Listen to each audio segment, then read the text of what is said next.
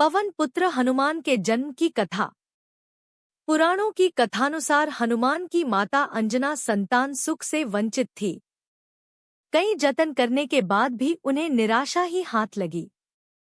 इस दुख से पीड़ित अंजना मतंग ऋषि के पास गई।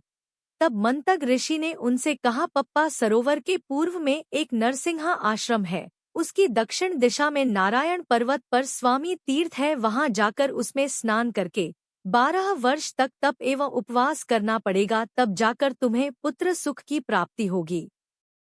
अंजना ने मतंग ऋषि एवं अपने पति केसरी से आज्ञा लेकर तप किया था। 12 वर्ष तक केवल वायु का ही भक्षण किया। तब वायु देवता ने अंजना की तपस्या से खुश होकर उसे वरदान दिया, जिसके परिणामस्वरूप चैत्र शुक्ल की पूर्णिमा को अंजना को पुत्र की प्राप्ति हुई।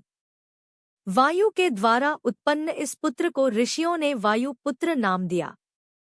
7 हनुमान पुत्र मकरध्वज के जन्म की कथा।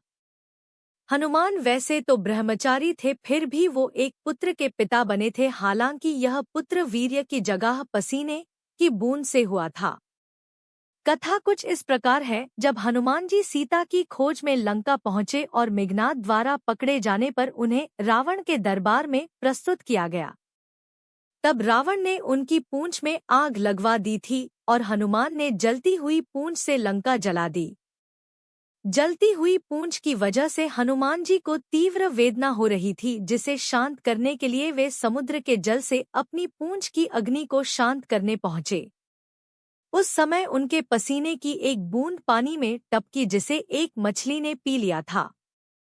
उसी पसीने की बूंद से वह मछली गर्भवती हो गई और उससे उसे एक पुत्र उत्पन्न हुआ, जिसका नाम पड़ा मकरध्वज। मकरध्वज भी हनुमान जी के समान ही महान पराक्रमी और तेजस्वी था। उसे अहिरावण द्वारा पाताल लोक का द्वारपाल नियुक्त किया गया था। जब अहिरावण श्रीराम और लक्ष्मण